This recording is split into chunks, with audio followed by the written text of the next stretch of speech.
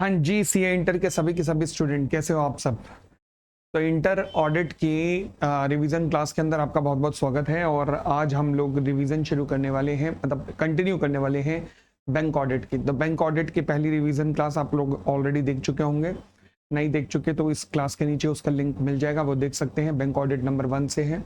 अब bank audit की class number 2 यहाँ पर हम शुरू करने जा रहे हैं, जहाँ पर अब हम शुरू करते हैं अपने टॉपिक पे जिसका नाम है एडवांसेस।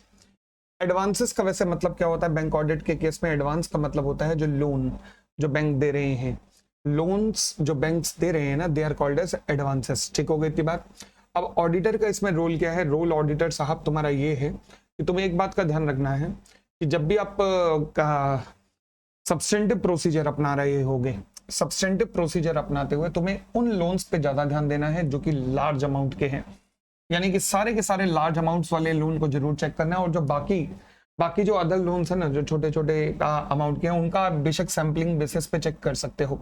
सिमिलरली एक और चीज का आपको ध्यान रखना है कि जितने लोन ऐसे हैं जो कि प्रॉब्लम अकाउंट नजर आ रहे हैं, मतलब जो एनपीए क्लासिफाई होने की संभावना रखते हैं, उनको जरा डिटेल में चेक करने की जरूरत है आपको, ताकि उनका सिक्योरिटी वगैरह प्रॉपर आप चेक कर सको। ठीक हो गई इतनी बात? चले जी। तो यानी कि एडवांसेस क्या है? अमाउंट ऑफ द मनी और credit given as loan from a bank to another party है with an agreement that money वापस आएगा। तो बैंक जब लोन देते हैं तो इसी कंडीशन के साथ देते हैं ना कि पैसा वापस आएगा। ठीक है, चलिए। अब ये जो लोन है ना, ये दो तरीके के हो सकते हैं, एक होते हैं फंड बेस्ड, एक होते हैं नॉन फंड बेस्ड। दोनों में फर्क समझो। फंड बेस्ड का मतलब क्या है कि आप मुझसे लोन मांगने आए, आप मैंने कहा किस चीज का लोन चाहिए, आपने कहा ओवरड्राफ्ट, मैंने एज अ बैंकर आपके अकाउंट में पैसा भेज दिया, तो इसे कहते हैं फंड बेस्ड। फिर एक होता है non fund based. Non fund based में आपको इमीडिएटली पैसा नहीं मिलता है। ठीक है, फॉर एग्जांपल आप एक इंपोर्टर हो, और आप इंपोर्टर हो और आपका एक्सपोर्टर कहता है कि आपको क्रेडिट पीरियड नहीं देगा जब तक आपका बैंक उसके बैंक को गारंटी नहीं देगा। आप आए मेरे पास, आप मेरे पास आए और आपने कहा सर एक एलसी इशू कर दो। एलसी का मतलब लेटर ऑफ क्रेडिट। अब मैंने एलसी इशू की आपके एक्सपोर्टर के देश के बैंकर के लिए, और कहा कि चिंता मत करिए, मेरे देश का इंपोर्टर है, मैं इसे जानता हूं, अगर इसने डिफॉल्ट किया तो पैसे तुझे मैं दूंगा। अब मुझे एक बात बताना, क्या मैं तुम्हें पैसे दे रहा हूं? नहीं। तुमने जब डिफॉल्ट किया तब मैं उस देश के बैंकर को पे करूंगा। इसे कहते हैं नॉन फंड, जहां पे पैसा आपको नहीं मिलता, जहां पे पैसा आपको डायरेक्टली नहीं मिला है, तो इसे नॉन फंड बेस्ड फैसिलिटी कहते हैं। बैंक गारंटी हो गया या फिर लेटर ऑफ क्रेडिट हो गया, ये सब के सब एग्जांपल है नॉन फंड बेस्ड फैसिलिटीज के। ठीक है जी, और आगे बढ़ते हैं।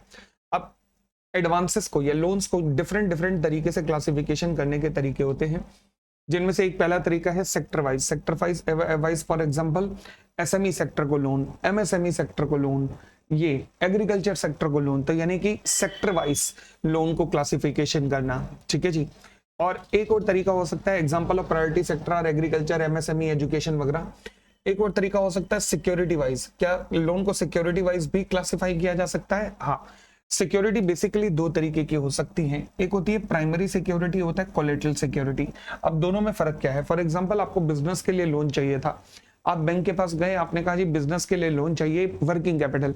वर्किंग कैपिटल का मतलब है कि आपको लोन एक्चुअल में चाहिए क्योंकि आपका पैसा स्टक हो चुका है स्टॉक के रूप में, क्योंकि आपके गोडाउन में स्टॉक पड़ा हुआ है, आपका पैसा स्टॉक स्टक हो चुका है डेटर्स के रूप में।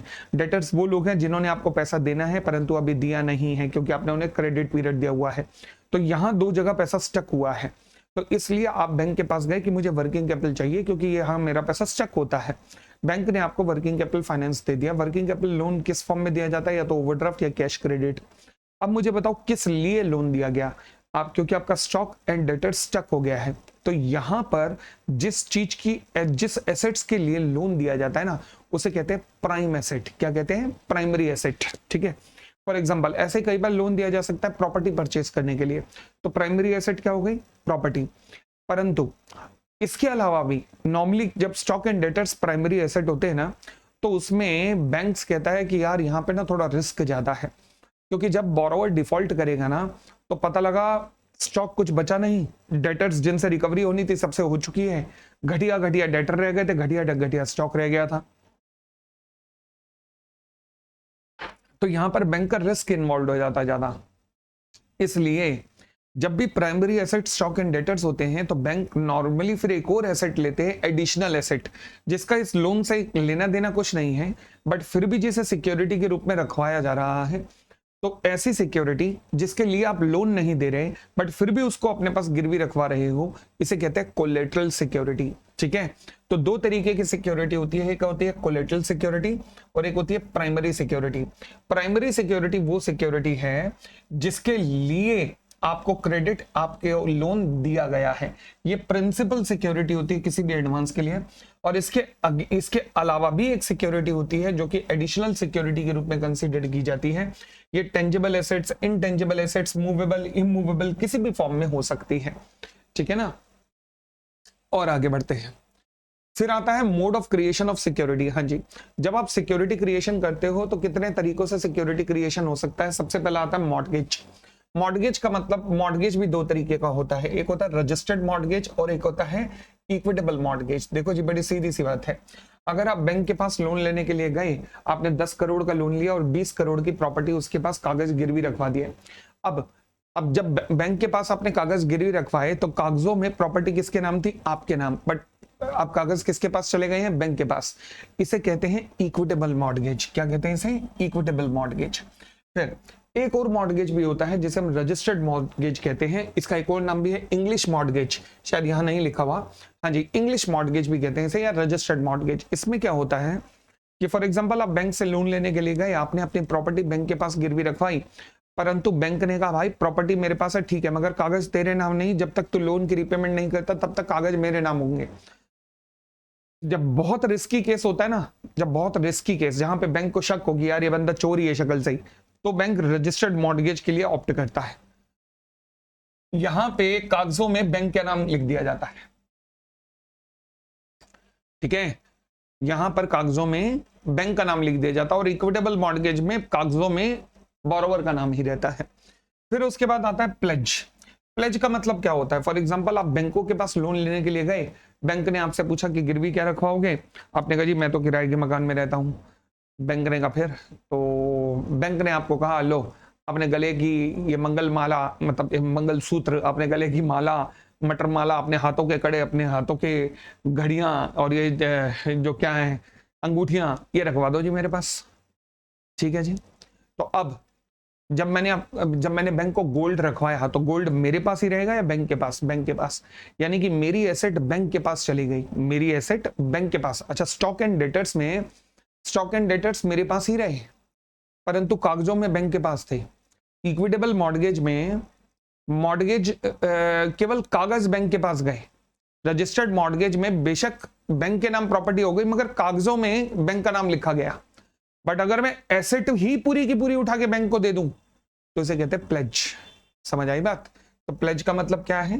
प्लेज का मतलब होता है बिलमेंट किया जाता है या डिलीवरी ऑफ गुड्स किया जाता है by the borrower to the lending bank with the intention to create a charge thereon।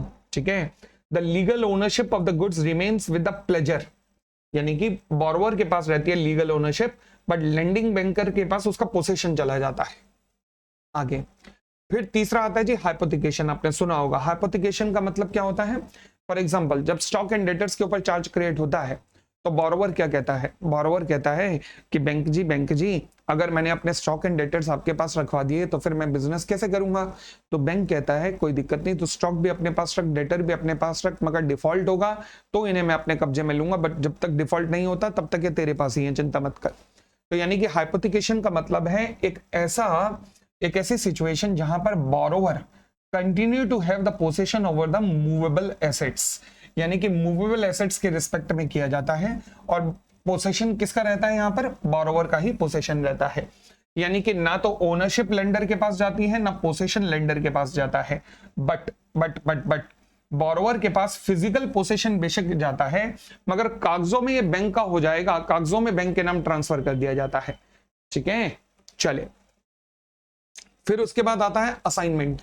Assignment क्या होता है? नॉर्मली क्या होता है कि फॉर एग्जांपल आपने जो लोन लिया वो आप अपनी लाइफ इंश्योरेंस पॉलिसीज के अगेंस्ट लिया, या आपने जो लोन लिया वो किसी डेटर्स वगैरह से जो अमाउंट ड्यू था उसके अगेंस्ट में लिया। तो फिर इस केस में क्या करते हो? जो आपको अमाउंट रिसीव होना है, वो अमाउंट जो आपको रिसीव होना है, चाहे LIC से, चाहे वो डेटर से, वो आप असाइन कर देते हो in favour of the bank, कि अगर मैं अमाउंट का डिफॉल्ट किया तो फिर ये अमाउंट जो मुझे रिसीव होना है ये बैंक के अधिकार क्षेत्र में चला जाएगा। तो यानी कि असाइनमेंट किसका हो सकता है? Actionable claim. एक्शनेबल क्लेम का मतलब है डेटर्स। एक्शनेबल क्लेम का मतलब है डेटर्स का हो सकता है, सच एज बुक डेट्स, और लाइफ इंश्योरेंस पॉलिसीज का हो सकता है। तो असाइनमेंट मतलब किसी और के फेवर में ट्रांसफर कर देना, बैंक के फेवर में ट्रांसफर कर देना। ये डेटर्स के अगेंस्ट या LIP के अगेंस्ट, लाइफ इंश्योरेंस पॉलिसीज के अगेंस्ट इस तरीके से लोन दिया जा सकता है। फिर आता है जी सेट ऑफ। सेट ऑफ का मतलब क्या होता है? देखो, मान लीजिए आपने ICICI बैंक से 10 करोड़ रुपए का लोन लिया। ICICI बैंक में ही आपकी 8 करोड़ रुपए की FD बड़ी हुई थी। तो अब ICICI बैंक ने आपसे एक डॉक्यूमेंट साइन करवाया कि भैया अगर तूने 10 करोड़ रुपए के लोन का डिफॉल्ट किया तो हम तेरे FD में से अमाउंट रिकवर कर लेंगे। FD में से अमाउंट कैसे रिकवर करेगा? 10 - 8 यानी कि सेट ऑफ हो गया। This is called set of. तो सेट ऑफ कब होता है? सेट ऑफ तब होता है जब लेंडर के पास यानी कि बैंकर के पास कोई डेबिट बैलेंस पड़ा हो आपके अकाउंट में, debit balance in the form of FD वगैरह पड़ा हो, तो इसे कहते हैं सेट ऑफ होना। और सेट ऑफ कब होगा? सेट ऑफ कब होगा? सेट ऑफ कब होगा? सेट ऑफ कब होगा? The right of set off, ध्यान रखना ये लाइन बड़ी इंपॉर्टेंट है, the right of set off can be exercise in respect of the time bar date also. यानी कि टाइम बार डेट के रिस्पेक्ट में भी सेट ऑफ का राइट एक्सरसाइज किया जा सकता है, ठीक है। और राइट ऑफ सेट ऑफ क्या होता है? It enable the bank to combine the two account, यानी कि आपका एक डिपॉजिट अकाउंट था और एक लोन अकाउंट था, दोनों को कंबाइन करके सेट ऑफ कर दिया। तो ये कीवर्ड्स हैं, ठीक है। और आगे बढ़े, फिर आता है लियन। देखो, सेट ऑफ में तो बैंक ने एक्शन ले लिया, बट जब तक बैंक ने एक्शन नहीं लिया तब तक बैंक क्या करेगा? बैंक कहेगा कि मैं आपको लोन दे रहा हूं और बदले में आपसे सिक्योरिटी ले रहा हूं in the form of लियन over your FD। लियन का मतलब है कि मेरा चार्ज है अब आपकी FD के ऊपर, एसेट आपकी है मगर मेरे अधिकार के अंदर है जब तक आप लोन की पेमेंट नहीं करते। इसे कहते हैं लियन ओवर द FD। आपकी लियन एक्सरसाइज हो गया अब FD के ऊपर। लियन FD के ऊपर भी एक्सरसाइज किया जा सकता है, शेयर्स वगैरह के ऊपर भी एक्सरसाइज किया जा सकता है, आपके पास और कोई सिक्योरिटी है उसके ऊपर भी एक्सरसाइज किया जा सकता है। तो ये भी लोन देने का एक तरीका है। तो यानी कि lien is a creation of legal charge with the consent of owner, जो कि लेंडर को अधिकार देता है कि सीज कर लेने का, जब्त कर लेने का एसेट को, अगर मान लीजिए डिफॉल्ट होता है तो। ठीक हो गई इतनी बात भी? चलो जी चलो जी चलो जी। हाँ, हम आगे आते हैं क्लासिफिकेशन ऑफ एडवांसेस पर। एडवांसेस को कितनी जगह पर किस किस तरीके से क्लासिफाई किया जा सकता है, चलिए देखते हैं जी। तो देखो जी, एडवांसेस को बेसिकली दो तरीके से क्लासिफाई किया जा सकता है। जब तक एडवांसेस सही हैं तब तक वो कहलाते हैं स्टैंडर्ड लोन की कैटेगरी में, और जब एडवांसेस बुरे हो गए, मतलब 90 डेज में चले गए, 90 डेज से ऊपर ओवरड्यू हो गया, तो वो कहलाते हैं NPA। जब वो स्टैंडर्ड है मतलब 90 डेज तक, तो क्या होता है? या तो एक तो कहलाएगा स्टैंडर्ड रेगुलर। स्टैंडर्ड रेगुलर मतलब परफेक्ट चल रहा है भाई, 10 तारीख को ड्यू है, 10 तारीख को पेमेंट आ रही है, this is called standard regular.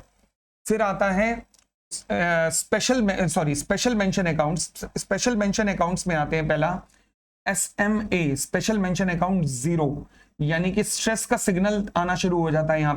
यहां पर 0 से 30 दिन का ओवरड्यू दिखाई देने लग जाता है, यानी कि स्ट्रेस का सिग्नल दिखाई दे रहा है। फिर आता है SMA2, overdue between 31 to 60 days.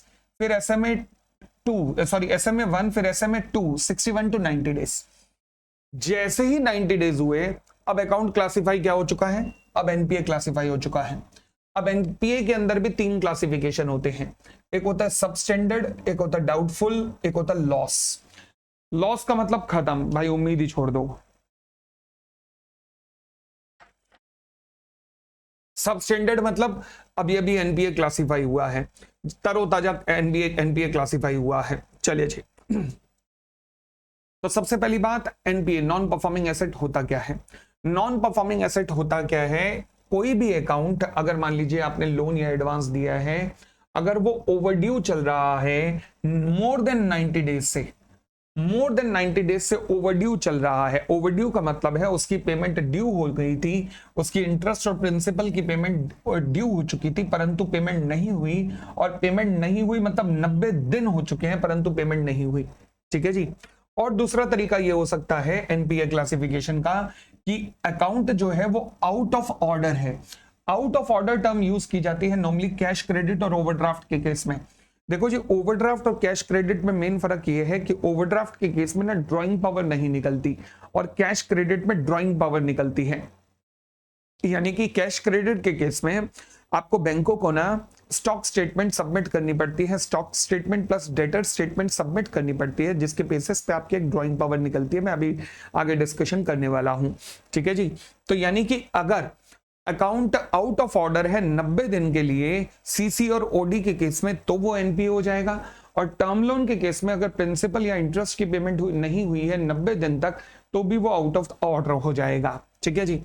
Similarly bills के केस में अगर आपने बैंकों से बिल डिस्काउंट कराया बट आपने उन्हें पेमेंट नहीं दी, यानी कि बिल्स रिमेन्स ओवरड्यू कितना, फॉर मोर देन 90 डेज, तो वो भी जो बिल डिस्काउंट कराया है वो भी एनपीए में क्लासिफाई हो जाएगा। अब हम आउट ऑफ ऑर्डर की कल्पना करते हैं। आउट ऑफ ऑर्डर चलेगा, मैंने कहा जी आउट ऑफ ऑर्डर कब होता है सीसी और ओडी, जब आप 90 दिन तक वहां पर क्रेडिट नहीं करते। 90 दिन तक सोचो, आपको एक ओवरड्राफ्ट लिमिट मिली है 10 लाख रुपए की, ठीक है।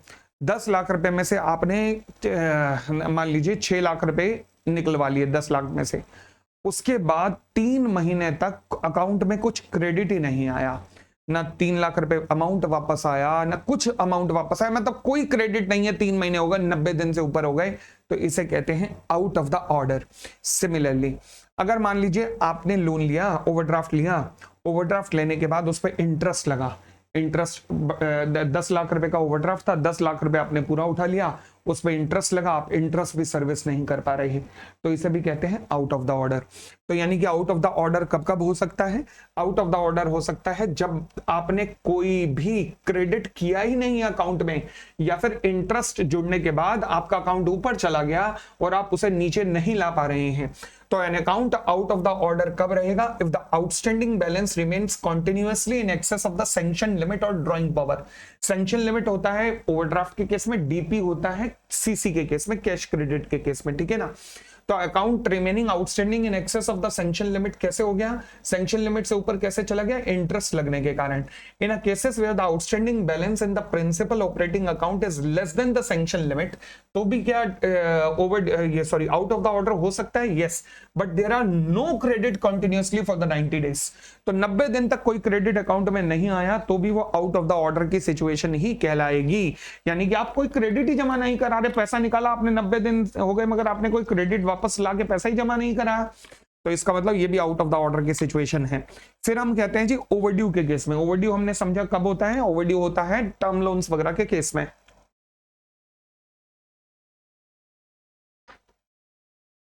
ठीक है जी। अब होगा क्या? अब मैंने कहा जी एनपीए डिफरेंट तरीके के हो सकते हैं। अब डिफरेंट तरीके के एनपीए में डिफरेंट डिफरेंट प्रोविजनिंग के नॉर्म्स हैं। फॉर एग्जांपल अगर मान लीजिए कोई आपका अकाउंट क्लासिफाई हुआ है एनपीए, तो सबसे पहली कैटेगरी क्या बनेगी? सबस्टैंडर्ड। फिर उसके बाद क्या बनेगा? डाउटफुल। फिर उसके बाद क्या बनेगा? Loss asset. अच्छा जी, अगर आपका अकाउंट अभी पहली कैटेगरी के अंदर है, मतलब स्टैंडर्ड कैटेगरी के अंदर है, तो आपको जितना 15% of the amount of the loan जो है ना, वो आपको राइट ऑफ करना पड़ेगा। कि मतलब 15% तो आपका लॉस होना ही होना है, कंजर्वेटिव बेसिस पे आपको ये फॉलो करके चलना पड़ेगा, ठीक है ना। तो जिस दिन आपका अकाउंट एनपीए हुआ, वहां से लेकर 12 महीने तक, एनपीए क्लासिफिकेशन से 12 महीने तक, अगले 12 महीने तक आपका अकाउंट सब स्टैंडर्ड कैटेगरी का रहेगा और 15% का उसके खिलाफ प्रोविजनिंग रहेगी। 15% का आपको लॉस अपने प्रॉफिट एंड लॉस में डालना पड़ेगा, यानी कि 15% का लॉस बुक करना पड़ेगा। अब 12 महीने से ऊपर हो गए, मतलब एक तो 90 दिन से ऊपर हो गए थे तो एनपीए हुआ, फिर उसके बाद 12 महीने से ऊपर हो गए तो सब स्टैंडर्ड के बाद वाली कैटेगरी बन गई, जैसे हम कहते हैं डाउटफुल एसेट। डाउटफुल एसेट में क्या होगा? देखो जी, डाउटफुल एसेट में भी 3 कैटेगरी है। पहले साल तक, मतलब क्लासिफिकेशन, पहले एनपीए क्लासिफाई हुआ, फिर पहले साल तक सब स्टैंडर्ड रहा, फिर डाउटफुल आया। डाउटफुल में पहले साल, डाउटफुल फ्रॉम 1 to 3 ईयर, और डाउटफुल मोर देन 3 ईयर। बात समझ आ रही है? D1, D2, D3। डाउटफुल पहले साल, यानी कि अगर सिक्योर्ड एसेट है, आपके पास सिक्योरिटी है, तो उसमें 25% की प्रोविजनिंग लगेगी, और सिक्योरिटी नहीं है तो 100% की। फॉर एग्जांपल 10 करोड़ का लोन है, 8 करोड़ की सिक्योरिटी है, 8 करोड़ के लिए 25% और जो रिमेनिंग 2 करोड़ अनसिक्योर्ड है उसके लिए 100% मतलब 2 करोड़, ये लॉस आप बुक करोगे। D2 कैटेगरी में आता ही, यानी कि डाउटफुल क्लासिफाई होने के बाद अगले 1 साल को छोड़कर दूसरे साल से लेकर मतलब 3 साल तक अगले 40% सिक्योर्ड पे और 100% अनसिक्योर्ड पे, और फिर मोर देन 3 इयर्स के बाद 100% इन पे दोनों पे ही, और फिर लॉस एसेट के अंदर भी पूरी तरह से राइट ऑफ कर दोगे, मतलब 100% ही है उसमें भी 100%। ये प्रोविजनिंग है कि किस तरीके से लॉस को बुक किया जाएगा। ठीक है जी, चलिए फिर आता है advances against consortium, advances under consortium. Consortium banking क्या होती है पहले तो ये समझना। फॉर एग्जांपल मान लीजिए आप एक बोरोवर हैं और आपने 5 बैंकों से लोन ले रखा है, SBI, bank of India, axis bank, HDFC bank, ICICI bank. ठीक है जी, अब हुआ क्या, 5 बैंक हर एक ट्रांजेक्शन के लिए 5 बैंक कॉल करते थे कंपनी को। बोरोवर परेशान था कि यार मैं 5 को जवाब दे दे के परेशान हो चुका हूं, यार आपस में कोई कोऑर्डिनेशन कमेटी बना लो। अब 5 बैंक आपस में मिले, उन्होंने कहा हम कंसोर्शियम करते हैं। कंसोर्शियम का मतलब है कि बाकी 4 ने कहा कि हम स्टेट बैंक ऑफ इंडिया को अपना बड़ा भाई घोषित करते हैं, मतलब लीड बैंकर घोषित करते हैं। आज के बाद हमारे ब्याह पर सारी ट्रांजैक्शन यही करेगा, जो भी बोरोवर से पूछताछ करनी है, जो भी बोरोवर से बातचीत करनी है, सिक्योरिटी मंगवानी है, सब कुछ स्टेट बैंक ऑफ इंडिया करेगा। तो स्टेट बैंक ऑफ इंडिया को लीड बैंकर बना दिया गया। तो कंसोर्शियम बैंकिंग के अंदर डिफरेंट बैंक्स इकट्ठे होते हैं लोन के लिए, मगर एक बैंक को बना दिया जाता है लीड बैंकर, जो कि बाकी बैंकों के बिहाफ पर काम करता है। ठीक है ना, चलिए अब हुआ क्या, अब जब बोरोवर पेमेंट करता है ना, तो पेमेंट भी किसे करेगा, लीड बैंकर को, और it is the responsibility of the lead banker कि वो बाकी बैंकों को उनका शेयर ट्रांसफर करे। अगर मान लीजिए बोरोवर ने लीड बैंकर को पेमेंट कर दी, परंतु लीड बैंकर ट्रांसफर नहीं कर पाया बाकी बैंकों का शेयर, तो फिर कोई भी अकाउंट जो है वो एनपीए क्लासिफाई हो सकता है, ध्यान रखना। ये कंसोर्शियम बैंकिंग का मेन फीचर है।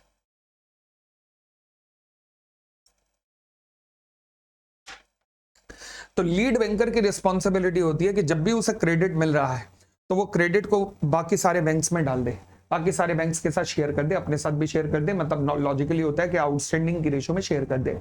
परंतु अगर उसने शेयर नहीं किया बाकी बैंकों के साथ, ध्यान रखना कोई भी बैंक उठ के एनपीए बन जाएगा। ठीक है, तो ये होता है एडवांसेस अंडर कंसोर्शियम। फिर आता है हमारे पास एग्रीकल्चर एडवांसेस।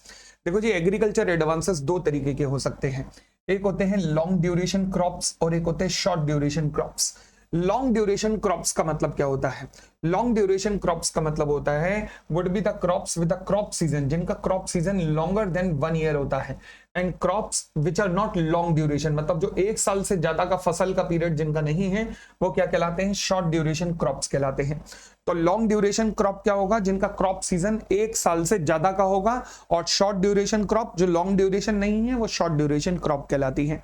तो अब इनसे रिलेटेड एनपीए क्लासिफिकेशन नॉर्म्स कैसे हैं, देखो जी, लॉन्ग ड्यूरेशन क्रॉप के अंदर कोई भी अकाउंट एनपीए कब क्लासिफाई होगा, जब वो 2 क्रॉप सीजन बीत गए हैं परंतु उसकी पेमेंट नहीं आई है, 2 क्रॉप सीजन बीतने के बावजूद भी पेमेंट नहीं आई है, परंतु और अगर शॉर्ट ड्यूरेशन क्रॉप की बात करूं तो वहां कब होगा लोन ग्रांट, यार मैंने गड़बड़ उल्टा बोल दिया मैंने। लॉन्ग ड्यूरेशन क्रॉप में एनपीए कब होगा, जब आपका एक पूरा का पूरा सीजन निकल गया है, 1 क्रॉप सीजन, परंतु पेमेंट नहीं आई है। और शॉर्ट ड्यूरेशन क्रॉप में कब होगा एनपीए, जब आपके 2 सीजन्स निकल चुके हैं परंतु अभी तक पेमेंट नहीं आई है। तो ये इंपॉर्टेंट है, ध्यान रखना क्रॉप्स वगैरह से रिलेटेड। चले फिर आता है अगला पॉइंट मेरा, accounts where there is a erosion in the value of the security और fraud committed by the borrower. For example borrower ने बैंकर को सिक्योरिटी दी थी, अब सिक्योरिटी की वैल्यू में धड़ल्ले से कमी आ गई।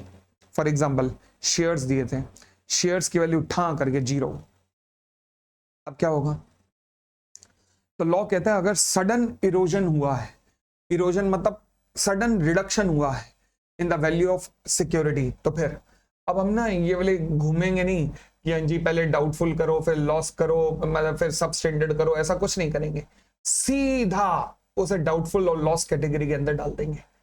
कब, कितने % इरोजन पर, अगर erosion in the value of security can be reckon as significant, यानी कि अगर इरोजन जो है वो सिग्निफिकेंट है।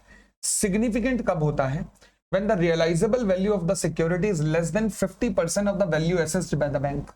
फॉर एग्जाम्पल मैंने आपकी शेयर्स की कीमत समझी थी 5 करोड़, बट अब वो 2 करोड़ है, यानी कि 50% से ज्यादा अगर वैल्यू ऑफ सिक्योरिटी में इरोजन हुआ है तो फिर सीधा एसेट को डाउटफुल या लॉस करके 100% लॉस को बुक कर देना पड़ेगा। तो सच एनपीएस में be straight away classified under the doubtful category and provisioning should be made as applicable to the doubtful assets. ठीक है,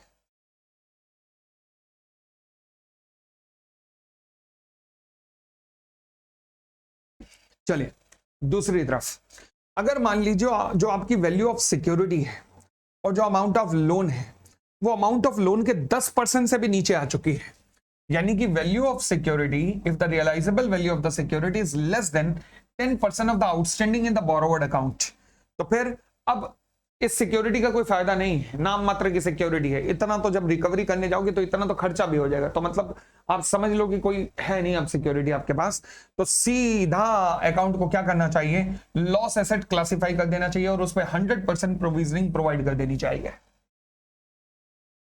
ठीक हो गई इतनी बात भी। आगे फिर आता है जी advances against the term deposit, NSC, Kisan Vikas Patra, Indira Vikas पत्र एक्सेट्रा। देखो ये मोर और लेस ना सिक्योर्ड एसेट्स होती हैं जहां डूबने की संभावना कम होती है, फिर भी बैंकर सेफर जोन में खेलते हुए इनके खिलाफ ना मार्जिन रखते हैं। फॉर एग्जांपल अगर आप एनएससी के लिए लोन ले रहे हो, एनएससी गिरवी रखकर, तो बैंक आपको 50% या 60% तक ही लोन देता है, इसे कहते हैं बाकी को मार्जिन रखना। तो advances against the term deposit, NSC eligible for surrender value और KVP, Kisan Vikas Patra, Indira Vikas Patra and the life policy need not be treated as NPA, क्योंकि ये पैसा डूब नहीं सकता और बैंक वैसे भी यहां पर एडिक्वेट मार्जिन अवेलेबल रख के चलता है अपने अकाउंट में, 50 या 60% ही लोन देते हैं, तो यहां एनपीए होने की संभावना ही नहीं है। फिर agriculture advances affected by the natural calamities. हाँ जी, अब क्या होगा अगर मान लीजिए आ गई कोई बाढ़ आ गई या फसल सूखा पड़ गया, तो फिर क्या होगा इस केस के अंदर, क्या होगा चलिए देखना शुरू करते हैं। हाँ जी, तो यहां पर नॉर्मली क्या होता है कि अगर मान लीजिए कि बाढ़ सूखा वगैरह पड़ गया, तो बैंक्स यहां पर मास्टर सर्कुलर एक आरबीआई का जो कहता है कि बैंक्स को ना हम पावर देते हैं कि वो अपने खुद की कॉल ले सकते हैं। खुद की कॉल कैसे ले सकते हैं? फॉर एग्जांपल मान लीजिए अगर कोई इस तरीके का कोई लॉस हो जाता है, कोई मतलब फसल वगैरह बर्बाद हो जाती है, तो फिर बैंक्स क्या कर सकते हैं कि जो शॉर्ट टर्म लोन है ना उसे क्लासिफाई करवा सकते हैं लॉन्ग टर्म लोन में। ठीक है, similarly reschedule of the repayment period कर सकते हैं, मतलब आपको 3 साल में पेमेंट कर दी थी, आप 5 साल में पेमेंट कर देना, इस तरीके से कर सकते हैं। या फिर इनफैक्ट किसानों को फ्रेश शॉर्ट टर्म लोन भी दिया जा सकता है। तो इस तरीके की सिचुएशन में बैंक इस तरीके के स्टेप्स ले सकते हैं। नेक्स्ट आता है एडवांसेस टू स्टाफ। चलो जी, पहली बात, अगर तो आपने स्टाफ को इंटरेस्ट बियरिंग एडवांसेस दिया है तो ये नॉर्मल आपके पोर्टफोलियो में आएगा, जो कि आपने एडवांसेस दिए ना बस उसी में ही आएगा। ठीक है, दूसरी बात, सच लोन और advances should be classified as NPA, जो स्टाफ को दिया है, only when there is a default in the repayment of principal of installment of principal or payment of interest on the respective due date. The staff advances by the bank as an employer and not as a banker. अगर आपने employer के रूप में loan दिया है उन्हें, but not as a banker loan दिया, required to be included under the sub head others की कैटेगरी में। तो यानी कि क्लासिफिकेशन के टाइम पर अगर आपने स्टाफ लोन दिया है बैंकर के by the banker as an employer के रूप में अगर आपने लोन दिया है, तो उन्हें क्लासिफिकेशन लोन्स एंड एडवांसेस में अदर्स कैटेगरी के अंदर करना। ठीक है, और आगे बढ़ते हैं। Next point, computation of the DP, drawing power. मैंने अभी आपको बताया, मैंने कहा जी ओवरड्राफ्ट और कैश क्रेडिट में सबसे बड़ा फर्क क्या है कि ओवरड्राफ्ट में कोई भी ड्राइंग पावर नहीं निकलती, और जो आपका भगवान भला करे कैश क्रेडिट के अंदर ड्राइंग पावर निकलती है। ड्राइंग पावर क्या होता है? ड्राइंग पावर का मतलब होता है कि बैंक क्या करेगा, मान लीजिए आपको बैंक ने 10 करोड़ रुपए का लोन दिया है, किस फॉर्म में? Cash credit.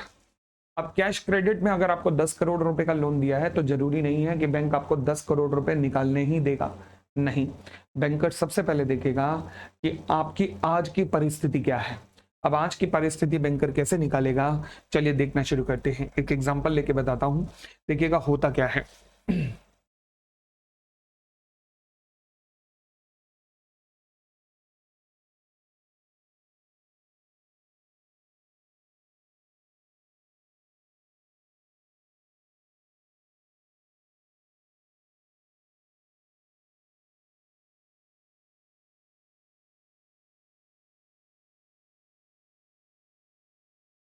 हाँ जी, मान लीजिए ए लिमिटेड सैंक्शनड सीसी है 10 करोड़ रुपए की। अब हुआ क्या, बैंक ने आपसे स्टॉक स्टेटमेंट सबमिट करवाई। स्टॉक स्टेटमेंट का मतलब होता है बैंक ने कहा अपने डेटर्स दिखाओ। आपके डेटर्स हैं 4 करोड़ के, ये पैसा अटका हुआ है आपका। फिर आपको कहा गया स्टॉक दिखाओ, आपने स्टॉक दिखाया, आपका स्टॉक था 6 करोड़ रुपए का, तो आपका 10 करोड़ रुपए ही अटका हुआ है लेस। अब आपसे कहा जाएगा आपने लोगों का कितना अटकाया है, क्रेडिटर्स। आपने कहा जी 4 करोड़, तो बाकी बचा 6 करोड़, ये आपकी नेट वर्किंग कैपिटल है। नेट वर्किंग कैपिटल, बैंक इस पूरे 6 करोड़ का लोन नहीं देते, 6 करोड़ को नहीं देते, वो इसका मैक्सिमम 75% तक नॉर्मली देते हैं। तो यानी कि कितना हो गया 1.50, यानी कि 4.50 करोड़ बैंक आपको निकालने देगा। लिमिट कितनी है 10 करोड़, बट आपको निकालने कितना दिया जा रहा है 4.5 करोड़। ये 4.5 करोड़ क्या है, आपकी डीपी है, ड्राइंग पावर, यानी कि ड्राइंग विड्रॉ करने की पावर आपके पास 4.50 करोड़ है। अब ये ड्राइंग पावर कैसे निकलती है, क्या मैं कह सकता हूं डेटर्स, स्टॉक और क्रेडिटर्स के बेसिस पे? यस। तो इन तीनों की स्टेटमेंट आपको बैंकर के पास जमा करानी पड़ती है, जिसे कहते हैं स्टॉक स्टेटमेंट को सबमिट करना। जब आप स्टॉक स्टेटमेंट बैंक के पास सबमिट करते हैं, उसके बेसिस पर बैंक आपकी ड्राइंग पावर निकालते हैं, और ड्राइंग पावर के बराबर ही आप विड्रॉ कर सकते हो। ड्राइंग पावर हमेशा सैंक्शन लिमिट से नीचे आती है, ठीक है। और अगर किसी तरीके आपके ड्राइंग पावर सैंक्शन लिमिट से ऊपर आ रही है तो मैक्सिमम आप 10 करोड़ तक ही बोरो कर सकते हो, 10 करोड़ तक ही विड्रॉ कर सकते हो। I hope it is clear. चलिए, तो ड्राइंग पावर क्या है, वो लिमिट जिस जहां तक फर्म या कंपनी विड्रॉ कर सकती है from the working capital limit sanctioned. अच्छा, फिर उसके बाद कहता है जी different from the sanction limit, ये सैंक्शन लिमिट से कम होती है, सैंक्शन लिमिट से कम होती है। Drawing power refer to the amount calculated based on the primary security. Primary security क्या होती है, stock plus debtors less the margins, margins minus करके फिर निकाली जाती है। अच्छा, consideration, all account should be kept both within the DP and the sanction limit at all the time. मतलब डीपी है तो मतलब कैश क्रेडिट है, और कैश क्रेडिट है तो मतलब डीपी के भी अंडर रहना चाहिए और सैंक्शन लिमिट के भी अंडर रहना चाहिए। अगर डीपी को क्रॉस कर रहा है आपका अकाउंट तो मतलब ओवरड्यू होने की संभावना है। Account which exceed the sanction limit of the DP should be brought to the notice of the management regularly. क्यों? क्योंकि एनपीए होने की संभावना है ना। फिर बैंकर्स की ड्यूटी क्या है, बैंकर की ड्यूटी है they shall ensure that the drawings in the working capital account are covered by the adequacy of the current assets. मतलब सफिशिएंट करंट एसेट्स है, सफिशिएंट मार्जिन रखा गया है, बैंक्स को this has to be ensure. Drawing power is required to be arrived on the current stock statement, मतलब latest stock statement, latest stock debtors और stock किस basis पे निकाला जाएगा। और considering the difficulty of large borrower, stock statement relied upon by the banker for determining the drawing power should not be older than 3 months। ठीक है ना। तो जितने मतलब आज की बैंक, आज की डेट में अब सबके केस में ऐसा होता है कि 3 महीने से पुरानी स्टॉक स्टेटमेंट नहीं ली जाती। मतलब आज अगर आप मार्च में बैठे हो तो मार्च की स्टॉक स्टेटमेंट के बेसिस पे डीपी निकलेगी अप्रैल मई जून की, तो हर क्वार्टर वाइज निकलती है डीपी। रियल लाइफ में यही होता है। Outstanding in the account based on the DP calculated from the stock statement older than 3 months is deemed as a irregular। मतलब 3 महीने पुरानी डीपी अगर आपने निकाली हुई है तो अगर मई के अंदर मार्च की डीपी से काम कर रहे हो तो वो अकाउंट इरेगुलर कहा जाएगा। ठीक है जी। अब auditors concern, stock statement, quarterly statement and other statement submitted by the borrower to the bank shall be scrutinised in detail. Bank और ऑडिटर साहब, ये आपकी जिम्मेदारी बनती है कि ये जितनी भी स्टेटमेंट वगैरह सबमिट हो रही हैं, आपका काम ही यही है कि इन स्टेटमेंट वगैरह को सबको डिटेल में इन्वेस्टिगेट करना है। ये आपका काम है कि स्टॉक स्टेटमेंट से मैच हो रही है, डीपी मैच हो रही है कि नहीं। एक्चुअल में यहाँ पे ऑडिटर का काम ही यही है कि डीपी चेक करना कि डीपी सही कैलकुलेट हुई है कि नहीं हर अकाउंट के अंदर। ठीक है जी। कंप्यूटेशन ऑफ डीपी कहता है जी it need to be ensured that the DP is calculated as per the extant guideline. Extant का मतलब होता है current guidelines of the Reserve Bank of India, sorry current guidelines of the board of directors of the company. और board of director को देखना पड़ता है कि रिजर्व बैंक ऑफ इंडिया की गाइडलाइंस का पालन हो रहा है। ठीक है। आगे, special consideration should be given to proper reporting of the sundry creditor for the purpose of calculating the DP. हाँ जी। तो बार बार आप स्टॉक स्टेटमेंट कहते हैं ना, तो इसका मतलब ये नहीं कि स्टॉक स्टेटमेंट डेटर्स भी आते हैं माइनस क्रेडिटर्स भी आते हैं, क्योंकि क्रेडिटर का मतलब है वो पैसा जो आपने देना है और दिया नहीं है। तो जब आपने लोगों का रखा हुआ है तो वो माइनस होना चाहिए ना। चलिए, स्टॉक ऑडिट। हाँ जी। अब ये स्टॉक ऑडिट क्या होता है, देखो जी ऐसा है, आरबीआई की गाइडलाइंस है कि हर वो बैंक जिसको फंड बेस्ड एक्सपोजर मिला है, मतलब कैश क्रेडिट ओवरड्राफ्ट वगैरह मिला है, कैश क्रेडिट खासकर 5 करोड़ का मिला है, 5 करोड़ से ऊपर का, तो वहां पे जब स्टॉक स्टेटमेंट सबमिट होगी तो पहले ऑडिट होगा, स्टॉक का ऑडिट होगा, काउंटिंग होगी, डेटर्स का भी ऑडिट होगा, क्रेडिटर्स का भी ऑडिट होगा, फिर वो स्टेटमेंट सबमिट होगी, तो क्वार्टरली ऑडिट होगा, उन सभी लोन का क्वार्टरली ऑडिट होगा 5 करोड़ से ऊपर जिनका फंड बेस्ड एक्सपोजर है। ठीक है, तो इसे कहते हैं स्टॉक ऑडिट। अब ये कौन करता है? क्या कंपनी का ऑडिटर करता है, बैंक का ऑडिटर करता है? नहीं, ये ऑडिटर कौन करता है? ये क्लाइंट के पास, क्लाइंट अपना कोई ऑडिटर अपॉइंट करता है, वो चार्टर्ड अकाउंटेंट ही होता है, वो आके ऑडिट करता है और वो ऑडिटर रिपोर्ट बना के बैंक को देता है। फिर बैंक का ऑडिटर उस रिपोर्ट के बेसिस पे चेक करता है कि डीपी कैलकुलेट सही हुई है या नहीं हुई। ठीक है, तो क्लाइंट का ऑडिटर स्टॉक ऑडिट करके देगा, वो रिपोर्ट बैंक को देगा, बैंक का ऑडिटर उसके बेसिस पे डीपी कैलकुलेशन चेक करेगा कि हाँ जी सब सही है कि नहीं है। Auditor can also advice for stock audit in other cases, तो बैंक का ऑडिटर के ऊपर डिपेंड करता है कि वो बाकी केसेस में भी कह सकता है if the situation warrant the same. Branches should obtain the stock audit report from the lead bank in the cases where the bank is not the lender of the consortium of the working capital। देखो जी क्या लिखा है, कहता है अगर आप lead banker नहीं हो तो फिर आप लीड बैंकर को रिक्वेस्ट करो कि हमें स्टॉक ऑडिट रिपोर्ट दो। लीड बैंकर की रिस्पॉन्सिबिलिटी है कि वो आपको लीड बैंकर ही आपको अरेंज करके देगा, भाई साहब लीड बैंकर ही अरेंज करके देगा। ठीक है, चलिए फिर ये जो स्टॉक ऑडिटर ने रिपोर्ट सबमिट किया इसे बैंक का ऑडिटर कंसीडर करेगा, और अगर स्टॉक ऑडिट रिपोर्ट में कोई कमेंट है तो वो भी चेक करेगा। चलो जी नेक्स्ट पॉइंट पे आते हैं। आगे क्या है? In carrying out the advances audit of the advances auditor is primary concern with the audit obtaining the evidence about the following. तो ऑडिटर को किन किन चीजों का ध्यान रखना पड़ेगा ऑडिट ऑफ एडवांसेस करते हुए? ऑडिट ऑफ एडवांसेस करते हुए, लोन्स एंड एडवांसेस का ऑडिट करते हुए ऑडिटर को किन किन चीजों का ध्यान रखना पड़ेगा? ओके, किन किन चीजों का ध्यान रखना पड़ेगा? अपने दिमाग में ना कल्पना करके रखना, एक छोटा सा कल्पना कीजिएगा कि आपकी कंपनी ने लोन लिया है बैंक से, एक टर्म लोन लिया है 10 करोड़ का जिसका आउटस्टैंडिंग है 8 करोड़, एक कैश क्रेडिट लिया है 5 करोड़ का जिसकी डीपी है 3 करोड़ और आउटस्टैंडिंग है 2 करोड़। कोई ऐसा एग्जांपल बना दीजिएगा, कल्पना करो, दिमाग में कल्पना करो। अब इन सारे पॉइंट्स को समझते जाओ। पहला, अमाउंट जो इंक्लूड हुआ है in the balance sheet in respect of the advances,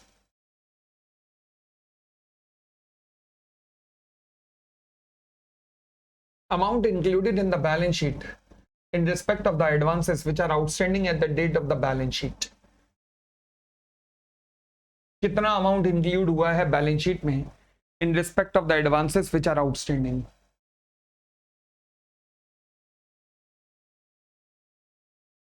तो बैंक के जो ऑडिटर साहब हैं उन्हें देखना पड़ेगा कि बैलेंस शीट डेट पर कितने एडवांसेस आउटस्टैंडिंग हैं। दूसरी बात, advances represent amount due to the banks. ये कोई बोलने वाली बात है, सिंपल है। पहला पॉइंट और दूसरे पॉइंट में फर्क क्या है?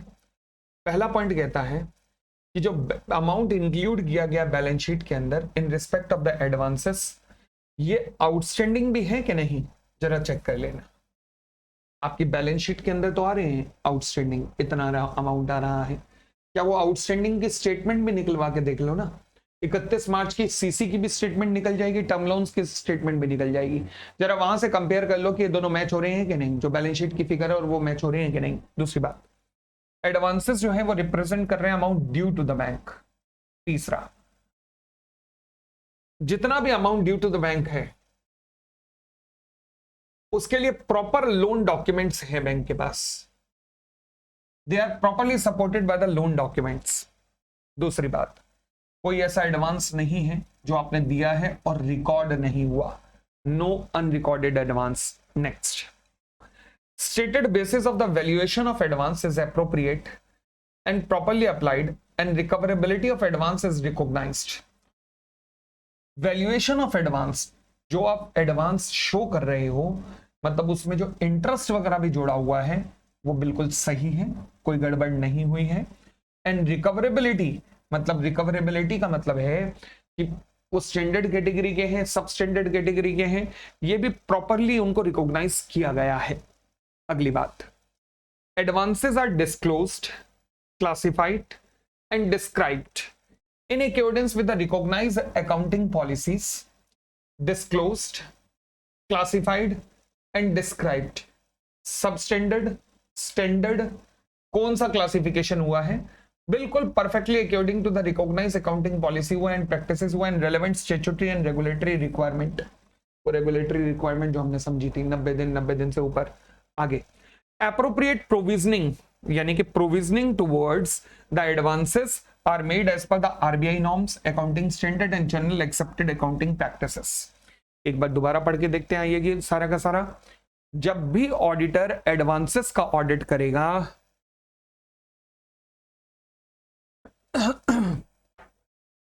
तो is primary concern with obtaining the evidence about the following, मतलब कौन कौन सी चीजों के प्रॉपर एविडेंस प्राप्त करेगा। पहला, जो बैलेंस शीट के अंदर फिगर आ रही है वही एक्चुअल में आउटस्टैंडिंग है एडवांसेस का। दूसरा, जो एडवांसेस हैं वो advances due to the bank ही रिप्रेजेंट कर रहे हैं, ठीक है, मतलब वो बता रहे हैं कि ये एडवांसेस बैंक, मतलब ये अमाउंट बैंक को पे होना है। थर्ड, जो भी एडवांसेस हैं उनके पीछे, हर एक लोन के पीछे proper loan document in place है, हर एक के लिए प्रॉपर लोन एग्रीमेंट है जिसे ऑडिटर को चेक करेगा। नेक्स्ट, कोई भी अनरिकॉर्डेड एडवांसेस नहीं है जो आपने दिया परंतु नहीं आया। नेक्स्ट, जो वैल्यूएशन ऑफ द एडवांसेस है वो प्रॉपर किया गया है, valuation of advances appropriate and properly applied. Appropriate valuation है मतलब उस पर इंटरेस्ट वगैरह की कैलकुलेशन सही ऐड हुई है, इसे कहते हैं valuation of loans. And properly applied and recoverability, जो है लोन की रिकवरेबिलिटी की संभावना is properly recognised in their valuation. Next point, advance को, जितने भी एडवांस हैं उन्हें क्लासिफाई किया गया है या फिर डिस्क्लोज किया गया है या फिर डिस्क्राइब्ड किया गया है किसके according, in accordance with the recognised accounting policies, practices and statutory regulations के मुताबिक। फिर प्रोविजनिंग के नॉर्म्स प्रॉपर तरीके से पालन किए गए हैं, प्रॉपर तरीके से मतलब आरबीआई की गाइडलाइंस हो या फिर अकाउंटिंग स्टैंडर्ड हो, उन सबका पालन ढंग से किया गया है प्रोविजनिंग करते हुए। ठीक है जी, चलिए फिर उसके बाद मेरा आता है अगला टॉपिक, कहता है जी evaluation of the internal control over the advances. Evaluation of internal control over the advances. Okay,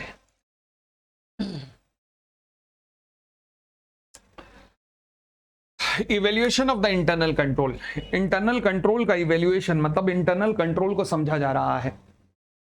internal control किससे रिलेटेड, एडवांसेस से रिलेटेड इंटरनल कंट्रोल।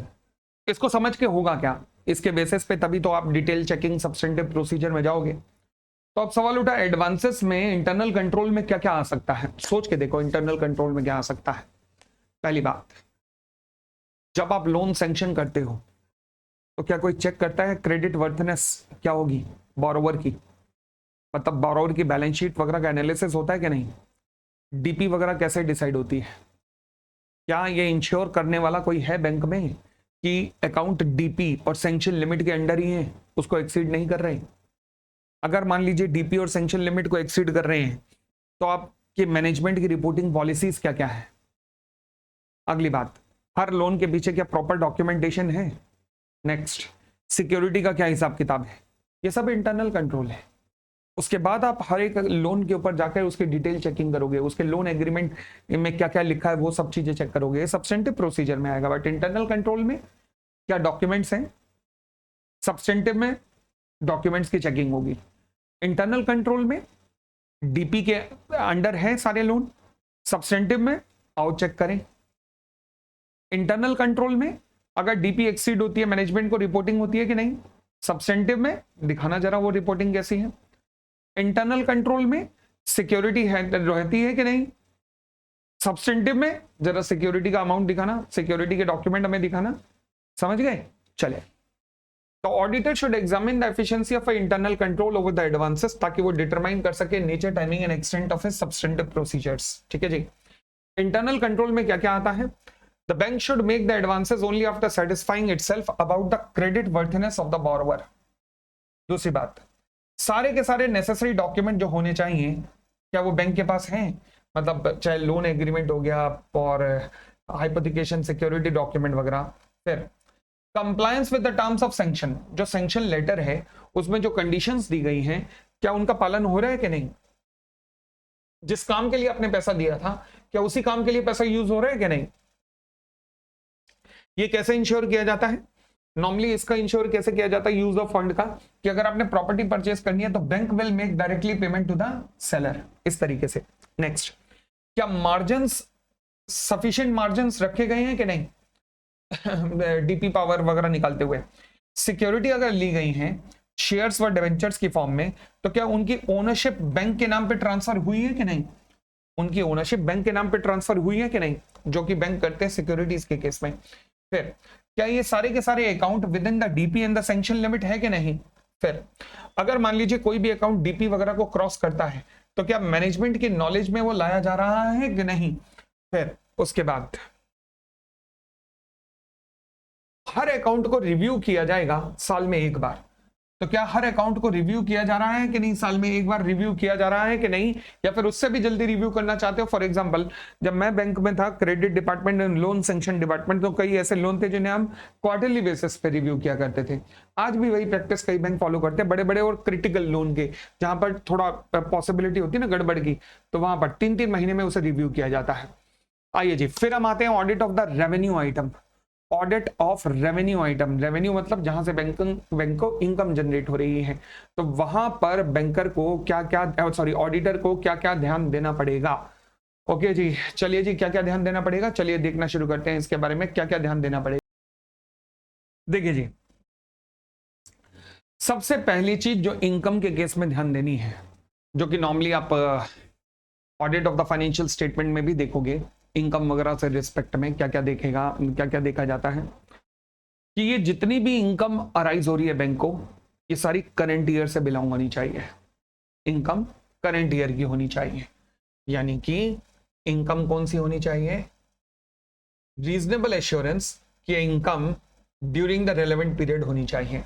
अगला पॉइंट रेलेवेंट है, ध्यान रखना। क्या आरबीआई की एडवाइस है कि अगर मान लीजिए कोई भी इनकम है जो कि एक्सीड करती है 1% of the total income of the bank, अगर वो ग्रॉस इनकम के बेसिस पे कंसीडर किया जा रहा है, दोबारा बोलता हूं, any income which exceed 1% of the total income of the bank if the income is record on the gross basis, gross income के बेसिस पे देखा जाता है और आपकी income 1% of the gross income से ज्यादा है, या फिर नेट बेसिस पे देखा जाता है तो आपकी income 1% of the net profit before taxes से ज्यादा है, तो उसे आप एक्रूअल बेसिस पे कंसीडर कर सकते हो। Should be considered on accrual basis as per the AS9। AS9 के अंदर भी यही बात लिखी हुई है, अगर आपके सिलेबस में हो तो। दोबारा बोलता हूं, कोई भी इनकम जो कि ग्रॉस इनकम के 1% से ज्यादा है, या फिर नेट प्रॉफिट जो है बिफोर टैक्सेस उसके 1% से ज्यादा है, 1% of the net profit before taxes से ज्यादा है, तो उसे आप एक्रूअल बेसिस पे कंसीडर किया जाना चाहिए। ठीक है, चलिए।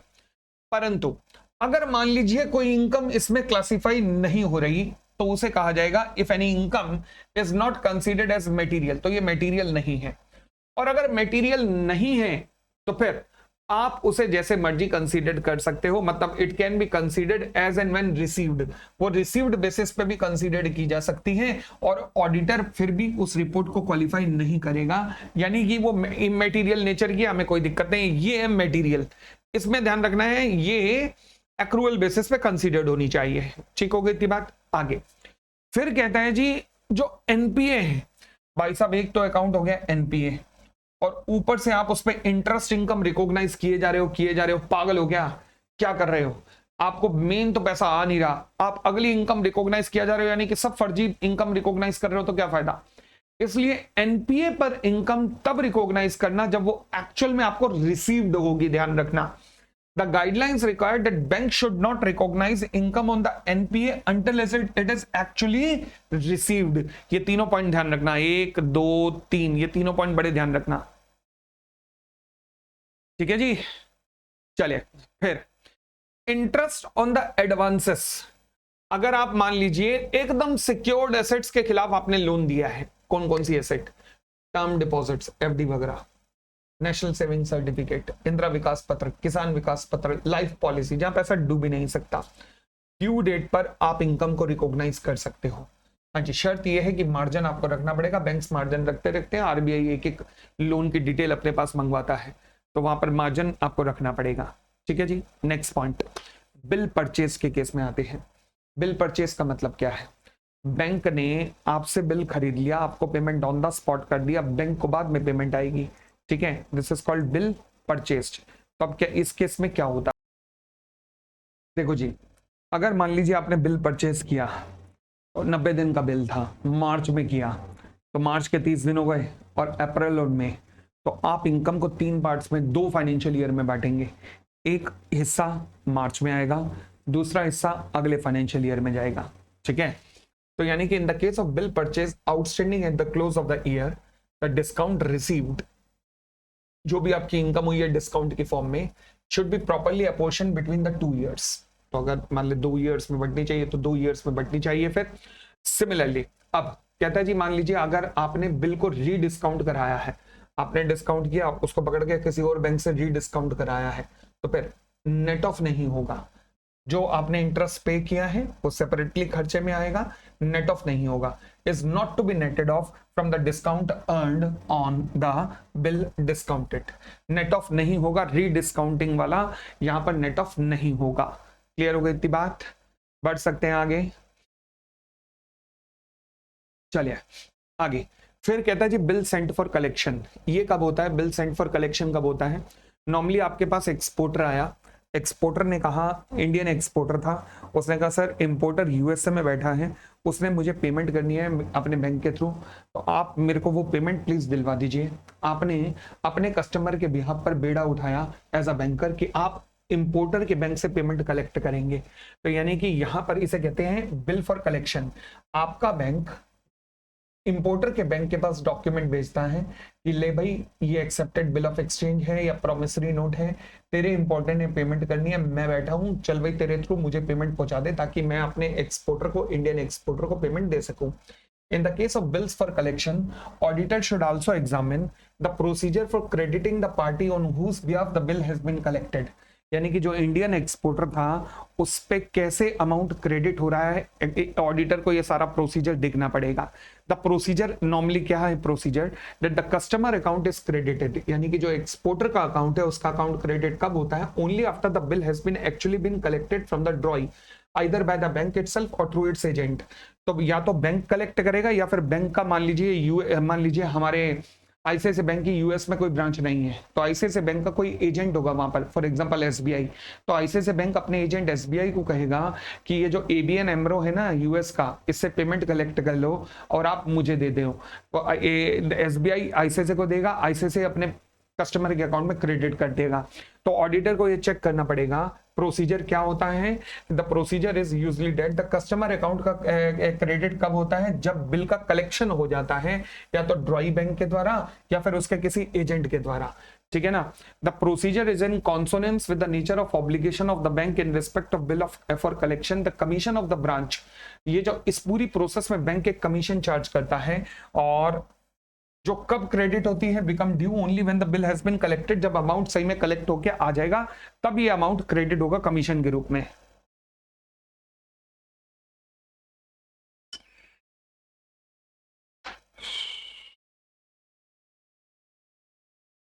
ठीक हो गई इतनी बात?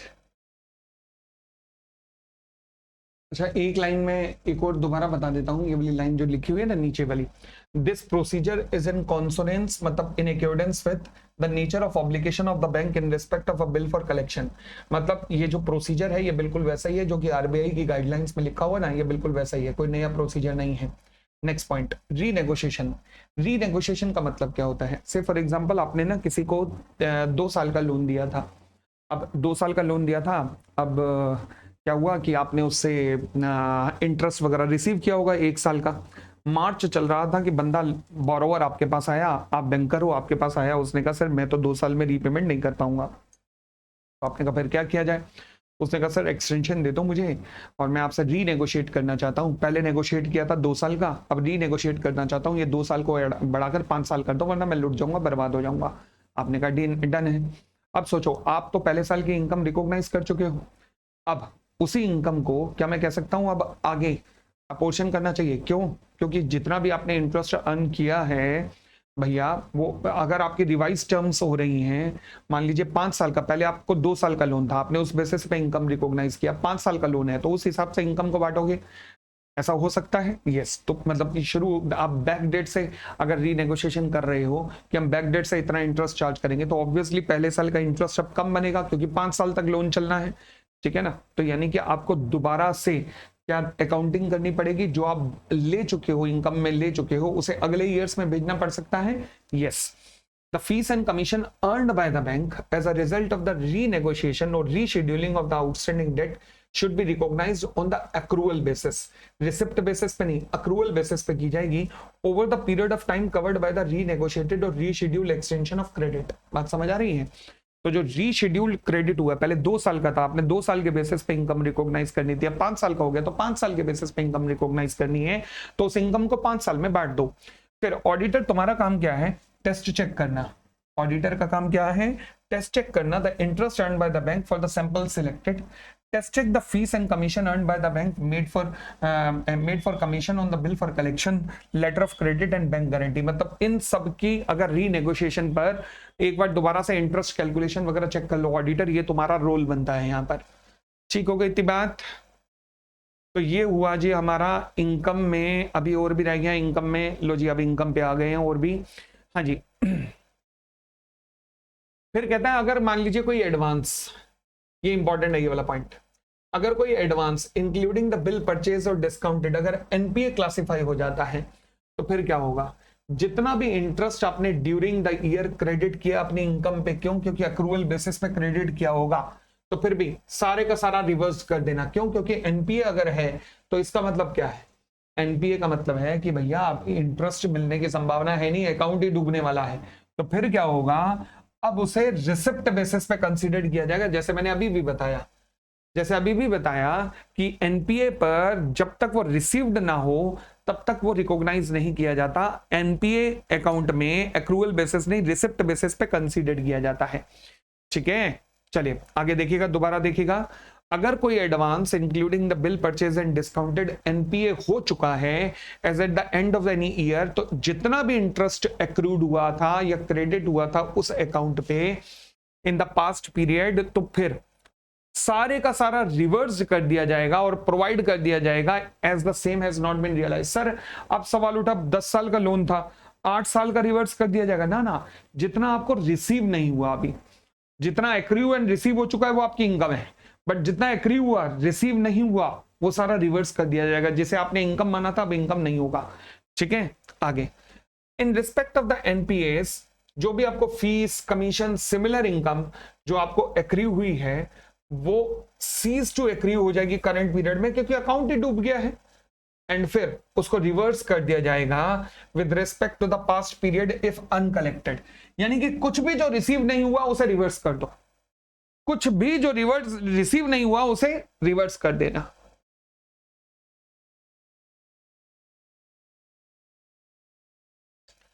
ठीक हो गई इतनी बात? चलिए आगे बढ़ते हैं।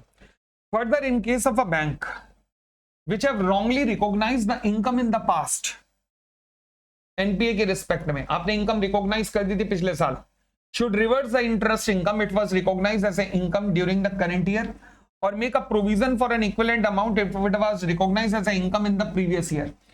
तो प्रीवियस ईयर में जो आपने इनकम रिकॉग्नाइज कर ली थी, इस ईयर में आपका अकाउंट एनपीए हो चुका है, उसको रिवर्स करो, और इस ईयर की इनकम को भी रिवर्स करो। ठीक हो गई इतनी बात? नेक्स्ट पॉइंट, उसके बाद कहता है further more the auditor should inquire if there are any large debit in the interest income account that have not been explained.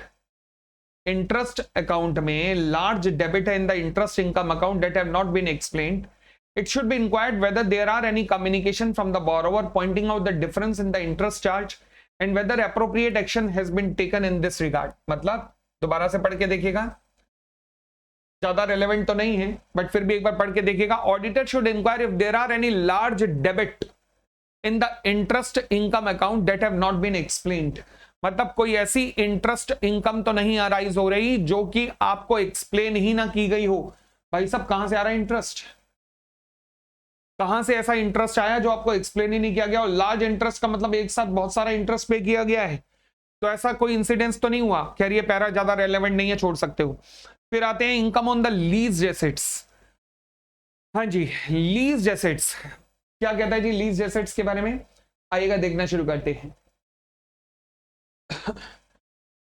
तो मोरलेस बिल्कुल वही उसी सिनेरियो से ही चल रहा है. कहता है जी मान लीजिए कोई लीज एसेट्स है, component of the finance income, मतलब finance income in the sense of hire purchase वगैरह पे आपने कोई आइटम वगैरह परचेज करवाई है किसी को, for example vehicle loan, truck loan, car loan वगैरह दिया है. तो फिर अगर आपने इनकम को एक्रूअल बेसिस पे कंसीडर कर लिया है परंतु अकाउंट हो गया एनपीए, तो जो भी आपने इनकम को एक्रूड बेसिस पे क्रेडिट किया था एनपीए होने से पहले और जो अभी तक क्रेडिट नहीं हुई है, जो आ चुकी है उसका कुछ नहीं होगा, बट जो एक्रूड हो गई थी, रिसीव्ड नहीं हुई है, सबको रिवर्स कर देना पड़ेगा, सबको रिवर्स करना पड़ेगा. समझ आ गई बात?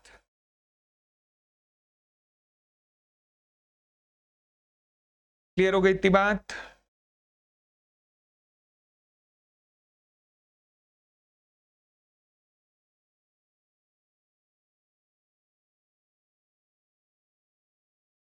चलो जी और आगे बढ़ते हैं. फिर आता है जी हमारा टेकआउट फाइनेंस. अब टेकआउट फाइनेंस नॉर्मली क्या होता है, ये केवल एमसीक्यू पर्पस से ही पूछा जा सकता है, मुझे लगता है इससे ज्यादा इसकी कीमत नहीं है टेकआउट फाइनेंस पूछे जाने की. नॉर्मली क्या हुआ कि फॉर एग्जांपल मान लीजिए मैं एक बिल्डर हूँ. अब मैं बिल्डर हूँ तो मैंने बैंकर से कहा कि जी मुझे लोन चाहिए. उसने कहा किस लिए? मैंने कहा जी मुझे ना एक प्रोजेक्ट बनाना है.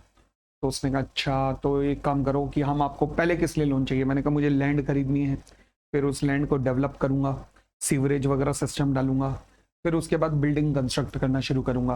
तो बैंक ने कहा हम तुम्हें ना फेजेस में लोन देंगे. फेजेस में मतलब फॉर एग्जांपल पहले हम लैंड के लिए लोन देंगे, फिर लैंड की कटाई पुटाई करो, जो मर्जी करो, उसको सड़कें वगैरह बनाओ, फिर बिल्डिंग कंस्ट्रक्शन का काम शुरू करना. जब बिल्डिंग कंस्ट्रक्शन के लिए काम चाहिए होगा ना, बिल्डिंग कंस्ट्रक्शन का काम शुरू करोगे, तब आपको एडिशनल लोन दे देंगे. तो ये जो एडिशनल लोन, पहले कम लोन दिया जाता है फिर एडिशनल लोन बाद में दिया जाता है ना, इसे कहा जाता है टेकआउट फाइनेंस. टेकआउट फाइनेंस का मतलब क्या है? Takeout loan is a method of financing whereby loan that is procured later, जो बाद में मिला है, is used to replace the initial loan. मतलब ये इनिशियल लोन के ऊपर आ जाएगा. More specifically, a takeout loan or takeout finance is a long-term financing that the lender promised to provide at the particular date or when the particular criteria for completion of the project are met. यानी कि जिस दिन particular criteria आपका met हो जाएगा, for example आपकी land develop हो जाएगी, उस दिन मैं आपको ये एडिशनल लोन दे दूंगा. अब इनिशियल लोन की जगह अब ये नया लोन आ जाएगा आपका. तो takeout loans are commonly used in the property development. Real estate में यूज किया जाता है. इन टेकआउट लोन्स को नॉर्मली रियल एस्टेट में यूज किया जाता है. ठीक है ना. मुश्किल है कि इसके ऊपर कमेंट पूछ ले, 2 नंबर का मुश्किल है थोड़ा सा, बट फिर भी है, टर्म तो आसान है, कोई दिक्कत नहीं.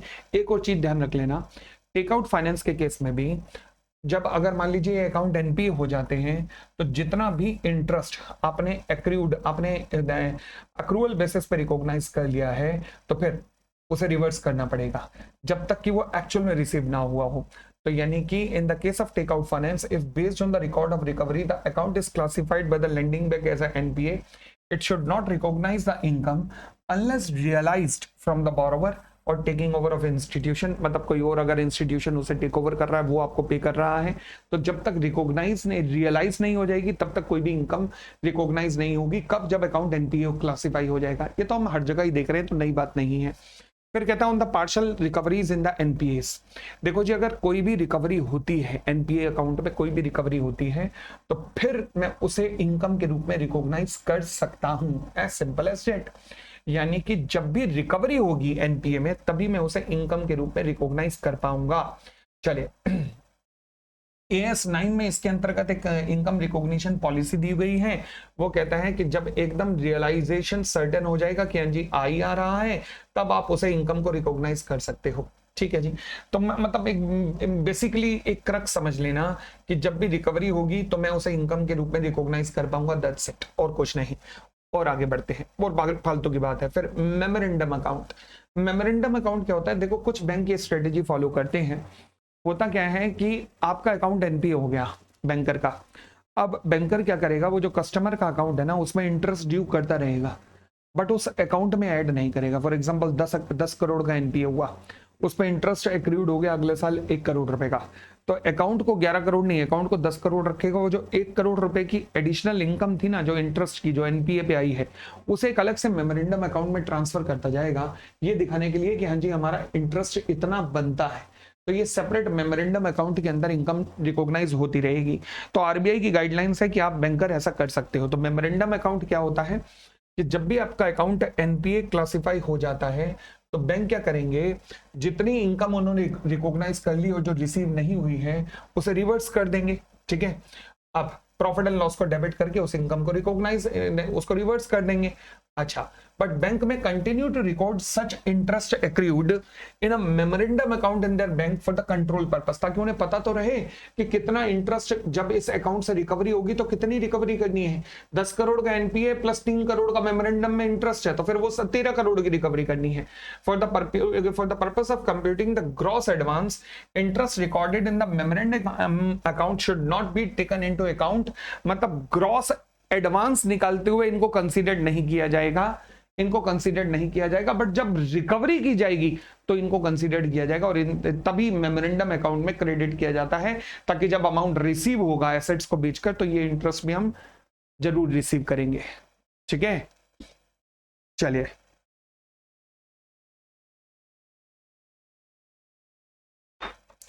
अगली बात कहता है कोई भी इंटरेस्ट इनकम अगर रिसीव्ड हो जाती है रियलाइज होने पर उसे इनकम के रूप में मान लिया जाएगा, मगर एक बात ध्यान रखना पड़ेगा, वो फ्रेश लिमिट से नहीं आनी चाहिए। कोई खास नहीं है, ये पॉइंट भी खास नहीं है। मेमोरेंडम फिर भी देख सकते थे मेमोरेंडम अकाउंट क्या होता है। Next point, income from investment. पहली बात कहता है interest income on investment, interest income on investment. हाँ जी, ये क्या कहता है? कहता है this include all the income, सारी इनकम जो डिराइव्ड होती है गवर्नमेंट सिक्योरिटी से, गवर्नमेंट बॉन्ड से, एंड डिबेंचर्स ऑफ कॉर्पोरेट वगैरह से, and other investment by the way of interest and dividend. Okay, मेरे लिए रेलेवेंट नहीं है ज्यादा ये भी। एंड कहता है broken period interest paid on the security purchase and amortisation of the premium on the SLR investment is net of from the interest income. Relevant नहीं है मेरे लिए, मैं छोड़ सकता हूँ इसे। फिर profit on the sale of the investment. अगर मान लीजिए बैंकर ने कोई इन्वेस्टमेंट वगैरह सेल किए है, वहां से अगर कोई प्रॉफिट वगैरह हो रहा है तो उसका, हाँ जी, तो अगर मान लीजिए आपको कोई प्रॉफिट अराइज हुआ है on the sale of investment, ये इन्वेस्टमेंट वगैरह बैंक का एक नॉर्मल रूटीन एक्टिविटी होती है, कोई दिक्कत नहीं है, तो उससे जो प्रॉफिट वगैरह अराइज हुआ है क्या वो प्रॉफिट एंड लॉस में कंसीडर किया जाएगा? यस, प्रॉफिट एंड लॉस में कंसीडर किया जाएगा। फिलहाल बस अपने नॉर्मली एमसीक्यू पर्पस के लिए ध्यान रखना बस। फिर profit and loss on the revaluation of the asset. Reserve Bank of India की गाइडलाइंस है कि भैया जो भी आपने इन्वेस्टमेंट की है बैंकर्स ने, they are to be valued at the periodical interval. तो मतलब पीरियोडिकल इंटरवल पे आपकी वैल्यूज का एक वैल्यूएशन किया जाएगा, और जो भी उसमें प्रॉफिट एंड लॉस हो रहा है क्या उसको भी प्रॉफिट एंड लॉस अकाउंट में ट्रांसफर किया जाएगा? हाँ, प्रॉफिट एंड लॉस में ट्रांसफर किया जाएगा। ये रिजर्व बैंक ऑफ इंडिया की गाइडलाइंस है। ठीक है जी, और आगे बढ़ते हैं। फिर आगे हम लास्ट पॉइंट पे, ऑडिट ऑफ द एक्सपेंसेस पे। ऑडिट ऑफ एक्सपेंसेस जी, क्या कहता है ऑडिट ऑफ एक्सपेंसेस के अंदर? ये लास्ट पॉइंट है इस चैप्टर का, देखिएगा क्या कहता है। देखो जी, जब ऑडिट ऑफ एक्सपेंसेस हो रहा होता है तो मेनली बैंक के एक्सपेंसेस क्या है? मेनली बैंक के एक्सपेंस होते हैं जो कि सेविंग अकाउंट पे और एफडी वगैरह के ऊपर जो बैंक इंटरेस्ट पे करता है ना, वो मेन एक्सपेंसेस वही है। उसके अलावा कुछ ऑपरेटिंग एक्सपेंसेस हो सकते हैं। तो जो ये वाले एक्सपेंसेस है एफडी वगैरह के एक्सपेंसेस, यहाँ से सेकंड पैरा से शुरू करना, पहले पैरा का रेलेवेंस छोड़ देना। ऑडिटर को क्या करना चाहिए, जो उसके various types of different different tenure के जो डिपॉजिट्स हैं पहले उसे उठा ले, स्टेप नंबर 1 उसे उठा। फिर उसके ऊपर देख कि इंटरेस्ट कितना चार्ज हुआ, मतलब बैंक ने कितना इंटरेस्ट उसके ऊपर पे किया है। स्टेप नंबर 2 पहले डिपॉजिट उठा, कितना इंटरेस्ट पे किया है वो देख। स्टेप नंबर 3 फिर उसका एक्चुअल रेट देख कि एफडी पे कितना रेट ऑफ इंटरेस्ट आप पे कर रहे हो, और जरा चेक कर कि सब कुछ ठीक ठाक है या नहीं है। यानी कि auditor should obtain from the bank N analysis of various types of deposits outstanding at the end of each quarter, क्योंकि डिपॉजिट्स कई तरीके के हो सकते हैं, 1 साल 2 साल 3 महीने 6 महीने। फ्रॉम सच इन्फॉर्मेशन ऑडिटर में work out weighted average interest rate निकाल ले भाई, और वेटेड एवरेज इंटरेस्ट रेट निकालने के बाद उसको कंपेयर कर एक्चुअल रेट क्या था, एक्चुअल रेट से जरा कंपेयर कर। ठीक हो गई इतनी बात, तो ये सबसे पहली ड्यूटी बनती है। फिर उसके बाद जो बैंक ने इंटरेस्ट पे किया है, जो जिस रेट पे किया है, उस एवरेज रेट ऑफ इंटरेस्ट को जरा कंपेयर कर ले पिछले रेट के अनुसार भी, और देख ले कोई मटेरियल डिफरेंस तो नहीं है। पता लगा पिछले साल 6% की एफडी पे इंटरेस्ट मिल रहा था, इस बार तुम 9% पे कर रहे हो, तो यानी कि एवरेज रेट ऑफ इंटरेस्ट को पिछले साल से प्रीवियस ईयर से कंपेयर करके भी देख ले। फिर the auditor on a test check basis calculation भी चेक कर ले इंटरेस्ट की। अच्छा, इंटरेस्ट किस पे, इंटरेस्ट ऑन एफडी के ऊपर भी, इंटरेस्ट ऑन सेविंग अकाउंट के ऊपर भी, इनकी कैलकुलेशन को भी जरा चेक कर ले। Interest on deposits, interest on saving account, interest rate, और ये भी चेक कर ले कि जो इंटरेस्ट रेट है, ध्यान रखना जो इंटरेस्ट रेट है वो in accordance with the bank's internal regulation, RBI guidelines, इन सब के मुताबिक है। चलिए, और अगर कोई चेंज हुआ हो during the year, saving account में normally rate of interest banks change करते रहते हैं, सिमिलरली डिपॉजिट्स वगैरह में भी अगर रेट ऑफ इंटरेस्ट चेंज किया है तो फिर उसका भी कंसीडर कर लियो कि वो भी ठीक है कि नहीं। एक बार मैं दोबारा रिकॉल कर लेता हूं। सबसे पहले क्या करेगा बैंक ऑडिटर सबसे पहले क्या करेगा, डिफरेंट टाइप्स के जो डिपॉजिट्स हैं बैंक के वो उठा, उनसे एक weighted average rate of interest निकाल, फिर एक्चुअल रेट ऑफ इंटरेस्ट जो बैंक पे कर रहा है उनसे कंपेयर कर, जरा दोनों को कंपेयर करके देख कि कोई मटेरियल डिफरेंस तो नहीं आ रहा। ठीक है, इससे पता लगेगा कि जो एक्चुअल रेट ऑफ इंटरेस्ट है बैंक उसी पे ही नॉर्मली इंटरेस्ट पे कर रहा है ना, कहीं सिस्टम में गड़बड़ तो नहीं है। दूसरी बात, अगर एवरेज रेट ऑफ इंटरेस्ट को पिछले ईयर से जरा कंपेयर करके देख कहीं यहाँ मटेरियल गड़बड़ तो नहीं आ रही। तीसरा, टेस्ट चेक बेसिस पर चेक कर क्या जो एफडी पे रेट ऑफ इंटरेस्ट पे किया है, जो सेविंग अकाउंट पे किया है, और जो इंटरेस्ट रेट है उनको जरा चेक कर ले टेस्ट चेक बेसिस पे ही कि आरबीआई गाइडलाइंस या इंटरनल रेगुलेशन के मुताबिक है कि नहीं। ठीक होगी इतनी बात। फिर उसके बाद ऑडिट ऑफ ऑपरेटिंग एक्सपेंसेस, ये फुद्दू सा टॉपिक है, छोड़ सकते हो इसे बिल्कुल ही। उसके बाद audit of provisioning and contingencies, ये ऑलरेडी हम इसके बारे में डिस्कशन कर चुके हैं। प्रोविजनिंग कैसे होगी, इनको किस तरीके से कंसीडर किया जाएगा, प्रोविजनिंग लॉस कब कब कंसीडर किया जाएगा, किस किस तरीके से प्रोविजनिंग होगी, तो ये टॉपिक भी यहाँ करने की जरूरत नहीं है। बस जी ये आपका सारा टॉपिक था। अच्छा, disclosure of prior period item, कोई प्रायर पीरियड आइटम की अगर बात हो तो देखो जी, बैंकिंग रेगुलेशन एक्ट के अनुसार हम चलते हैं, और पूरे बैंकिंग रेगुलेशन एक्ट में अभी तक भी प्रायर पीरियड की कोई भी खास चर्चा नहीं है। Format of profit and loss form B के अंदर दिया गया है, और उसके अंदर प्रायर पीरियड आइटम की कोई डिस्क्लोजर वगैरह के बारे में बात नहीं है, तो इसलिए सच डिस्क्लोजर वेयर ओवर वारंटेड, यानी कि जहां पर भी अगर बैंक को सही लगे, ऑडिटर को सही लगे, वहां पे दिया जा सकता है, कोई ऐसी जोर जबरदस्ती नहीं है कि यहाँ पर ही देना है। ठीक है जी, तो ये आपका पूरे का पूरा बैंक ऑडिट की क्लास थी। हम मिलेंगे अब रोज ही डेली ही एक नए टॉपिक्स के साथ। Thank you, bye bye, take care.